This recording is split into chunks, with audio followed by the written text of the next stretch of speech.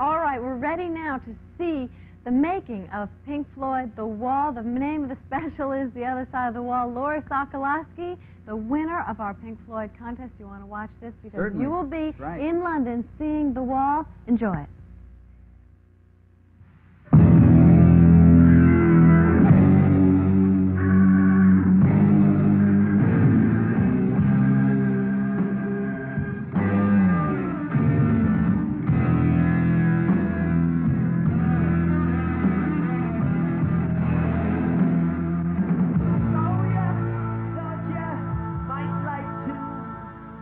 The making of any movie brings together people with widely varying skills, writers, actors, technicians, and designers. But what makes Pink Floyd The Wall so unusual isn't so much the fact that the movie uses mostly little-known actors, but rather that the people right at the creative heart together have brought a new, exciting, and uniquely energetic approach to the business of making movies.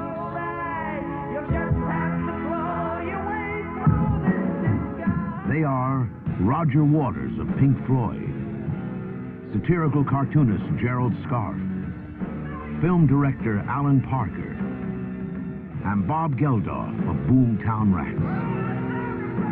Four very different talents, and with their aid, we can perhaps glimpse the other side of the wall. The Wall is, of course, not only the central image of the movie, but also of Pink Floyd's hugely successful record and their spectacular stage show. I thought this might get it, actually. That's what this one is supposed to be. So the hole that's left is like that. Yeah. So let's look back now at how the final brick in the wall fell into place.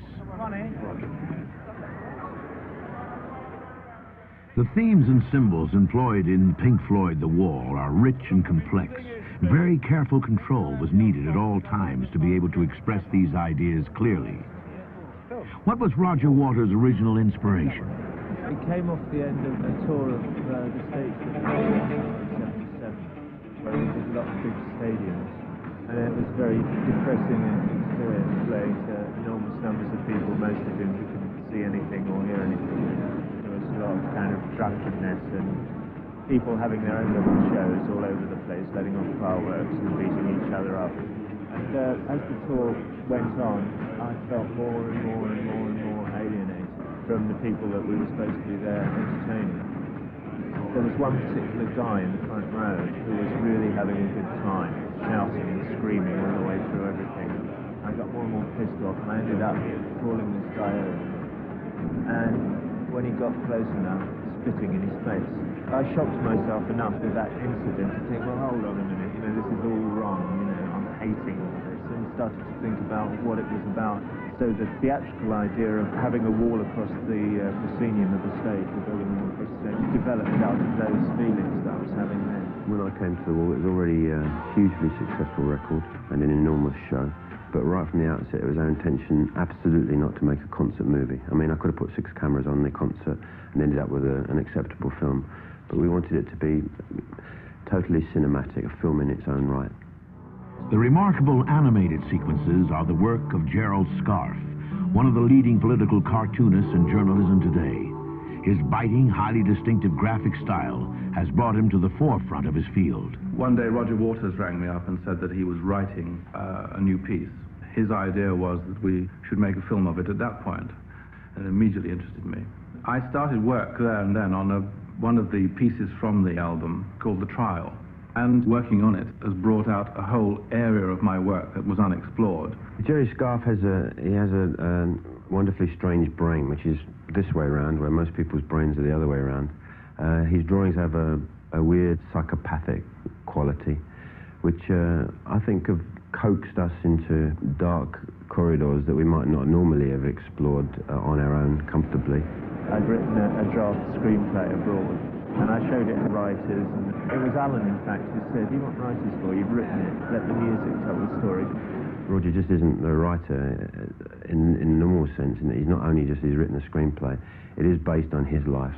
And of course, the original inspiration is the music. It's our main narrative energy, and it was the beginnings of everything that we aspired to do because it was the original work of art.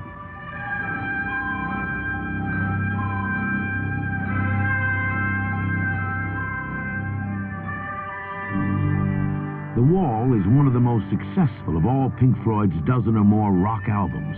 For the purposes of making the film's soundtrack, the band went back to the recording studios where an entire orchestra was assembled to expand and augment the original arrangements in a way which would better suit the needs of the movie.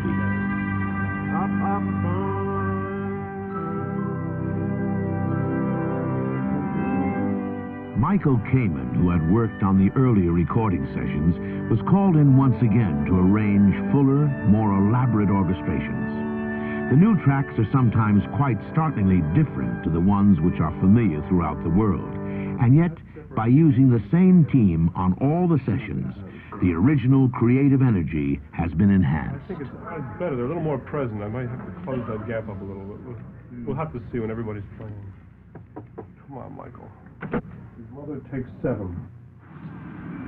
That is my honey drop. Oh, sorry now. Mother, should I run for president?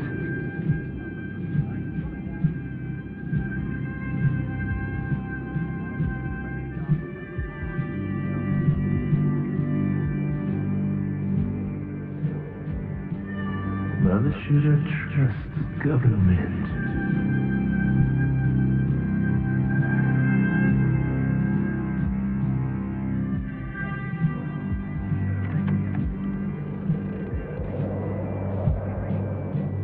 Mother, will they put me in foreign line?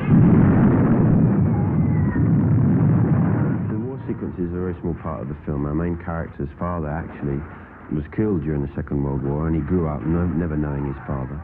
Consequently, his mother rather overcompensated for that fact, rather suffocating life he had.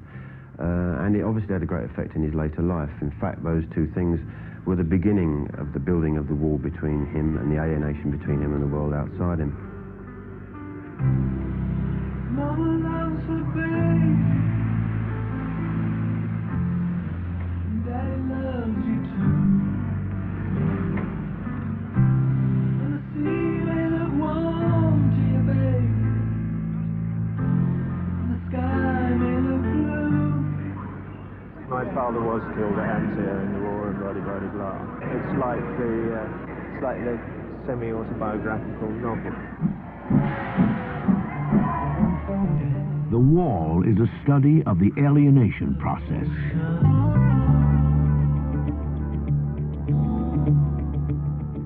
It looks at how the negative experiences of childhood have affected Pink's outlook, making him turn inwards on himself.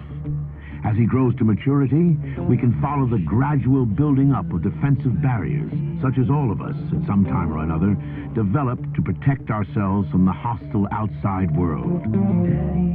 In Pink's case, the results are traumatic.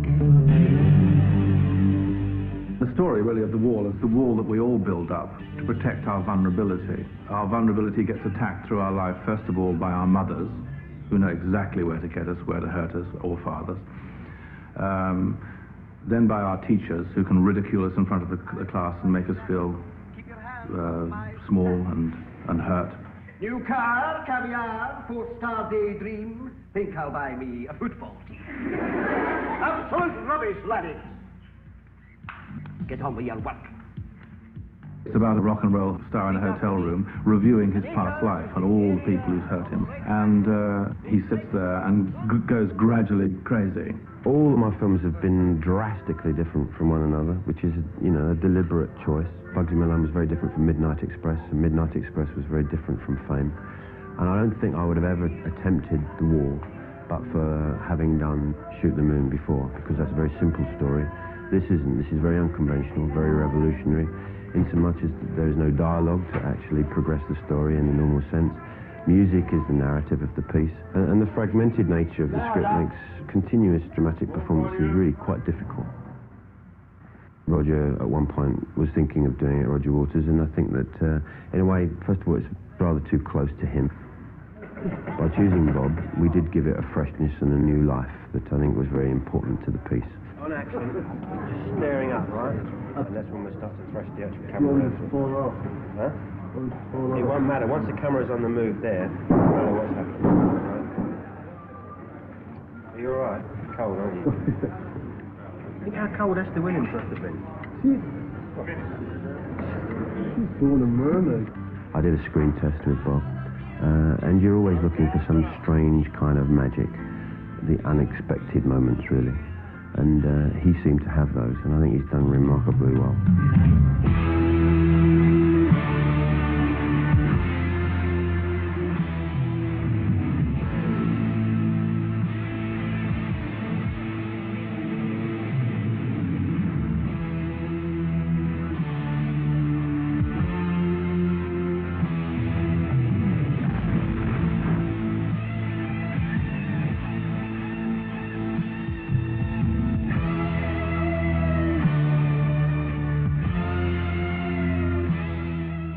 I wanted to make a film.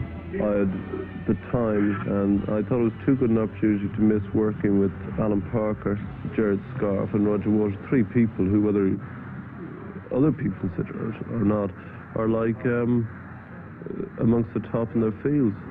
I think about there's nothing when you're about it ago. All it is just a flickering screen. We never see it, but that's it. Someone's staring out of nowhere. And with a bit of the old staring eyes and eyes. At first I was just embarrassed, you know.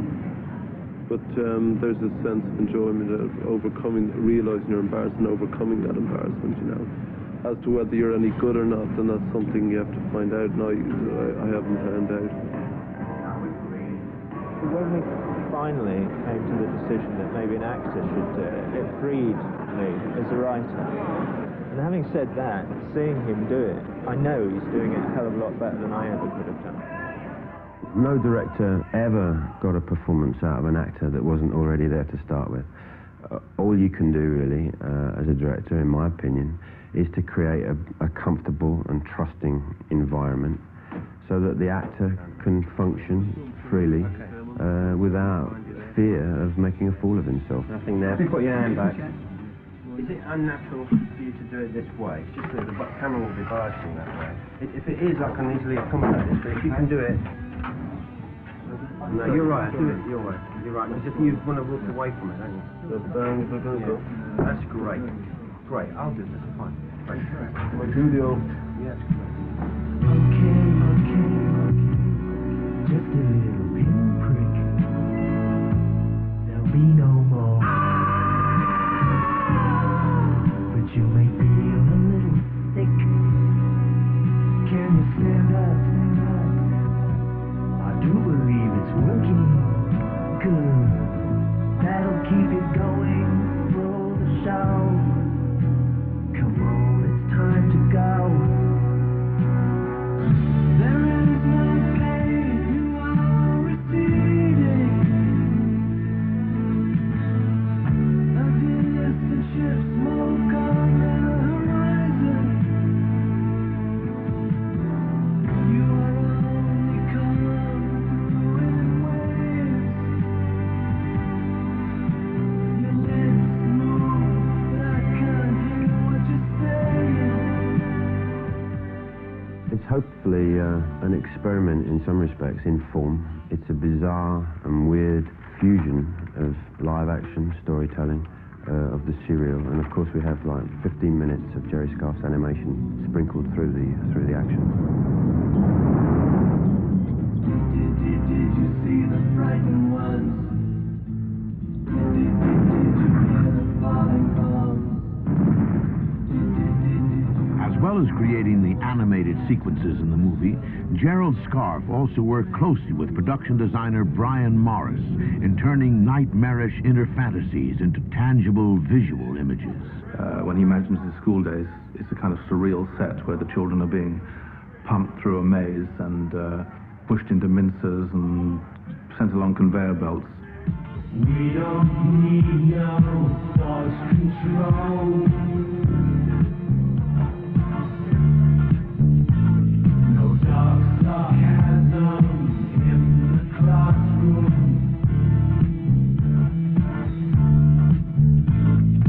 Teacher, leave them kids alone.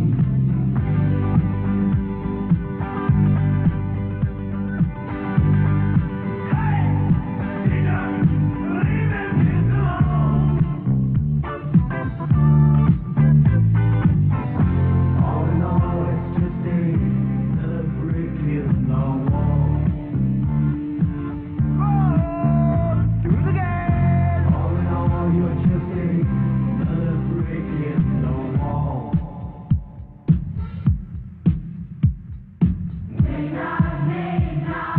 Elaborate productions like Pink Floyd The Wall need careful planning and monitoring at every stage. Alan Parker is fortunate in that he has been able to use substantially the same production team on all his movies. Poems, everybody! The laddie reckons himself a poet.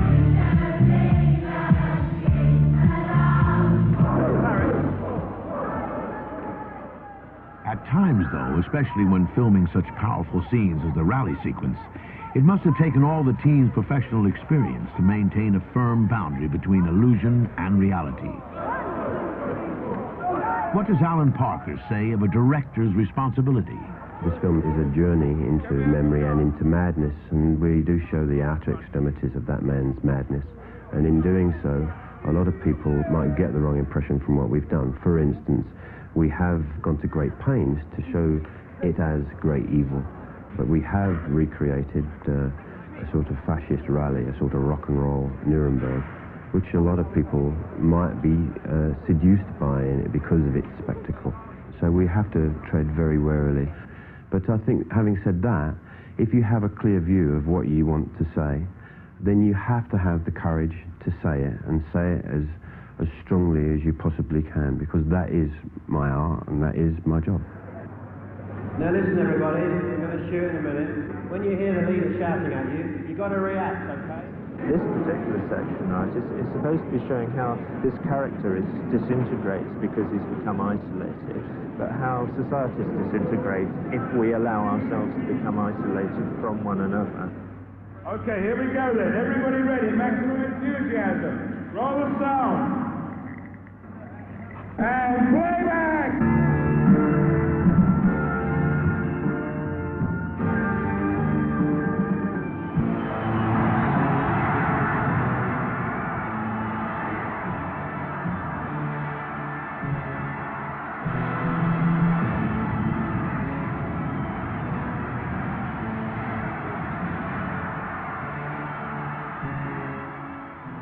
As a director, you have this huge train set available to you, and your job really is to change the points at the right time, but it never ever is one person.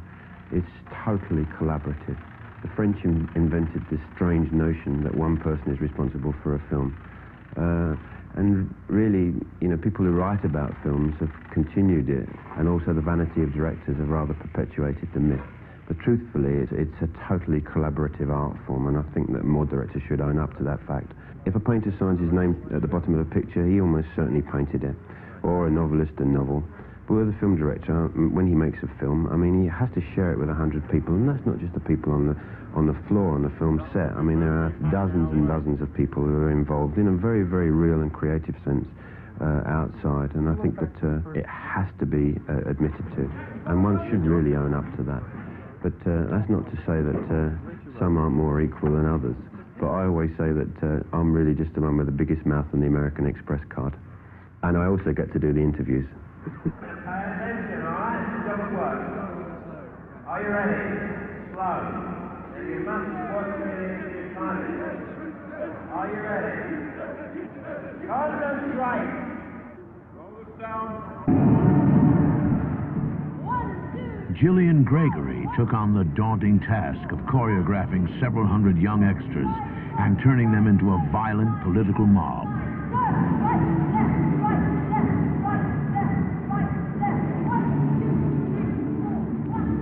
Perhaps it was an anonymous rock fan like this who involuntarily gave Roger Waters the idea for Pink Floyd The Wall. The parallels between today's rock star and much of our recent history are potent and disturbing.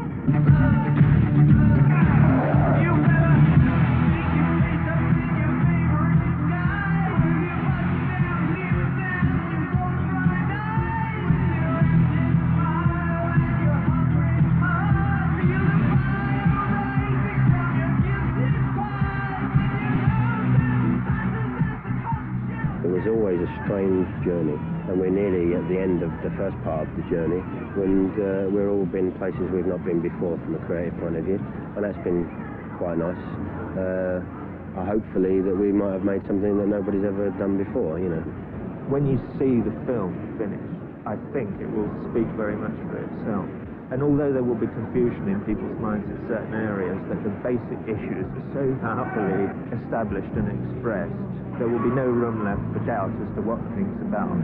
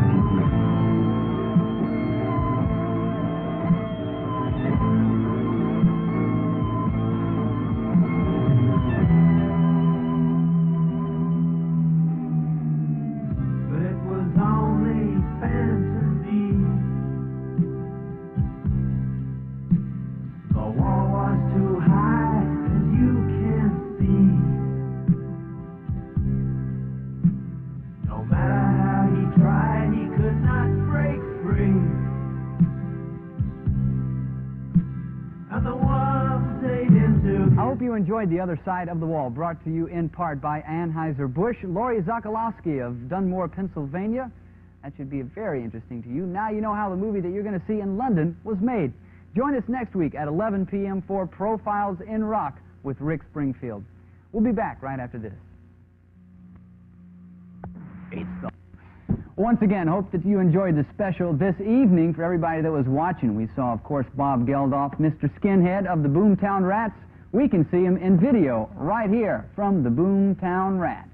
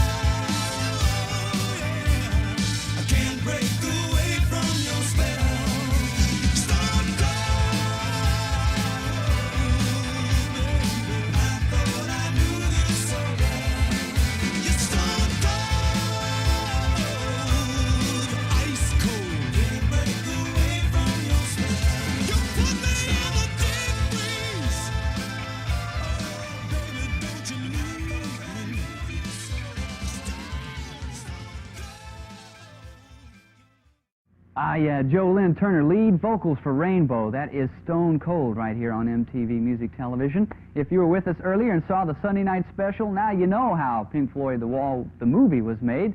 Coming up, we're going to tell you how Erg, a Music War, the film, was put together. The Doors' message is uncompromisingly loud. Please do not adjust your set. The MTV Doors contest. Keep watching to win. Brothers Ian and Miles Copeland put the whole movie together, Erg, a Music War, and in this bit they talk about making that film. The movie Erg, a Music War is a presentation of the musical trends of the 80s. Featured bands include The Police, Orchestral Maneuvers in the Dark, Klaus Nomi, and Devo. In New York, MTV Music Television spoke with the Copeland brothers, who besides managing The Police and IRS Records, helped produce Erg. I mean, it's not an interview movie, it's an action, exciting movie, you know. That was the purpose of it. It's very simple, it's stripped down to the bone, and that's what the movie is all about, you know. And nope, it's not pretentious in any way. It's simply stripping down this music in a 3-minute set, about 3 to 4 minutes of each act going along, and that's, to me, the best way.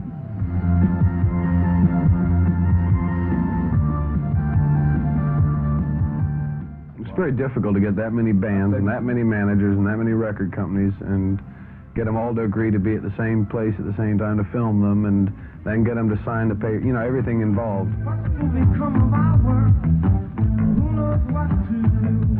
Behind the screens in New York, this is Alex Bennett for MTV Music Television.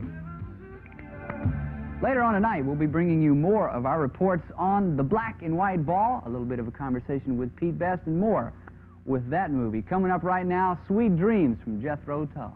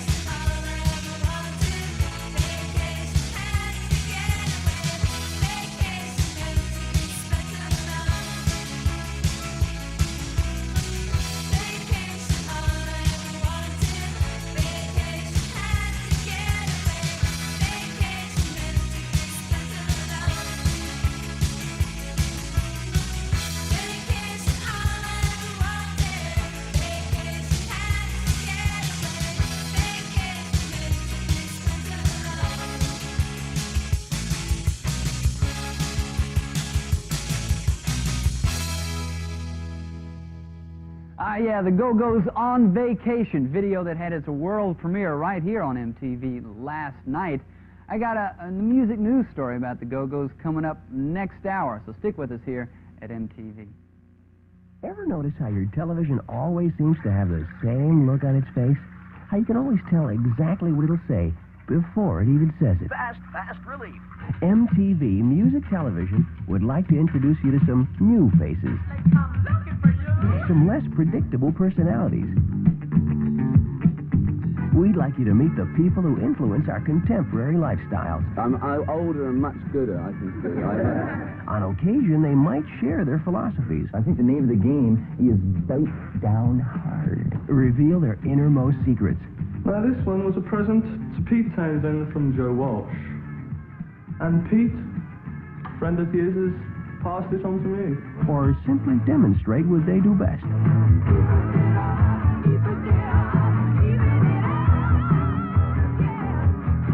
MTV Music Television. Television with a brand new personality.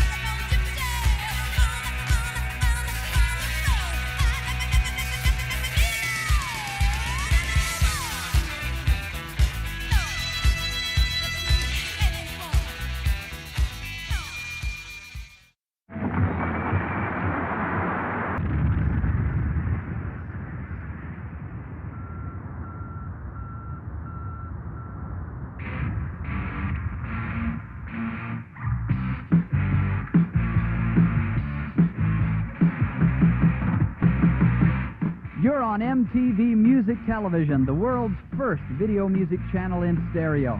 I'm Alan Hunter. Coming up, Blue Oyster Cult, Fleetwood Mac, Bow Wow Wow, and the Go-Go Breaks an Ankle.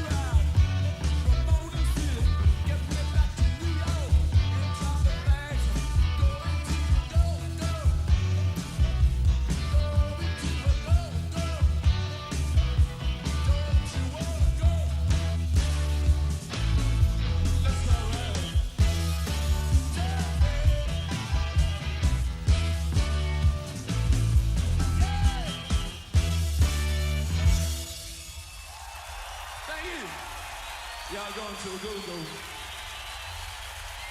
I like it.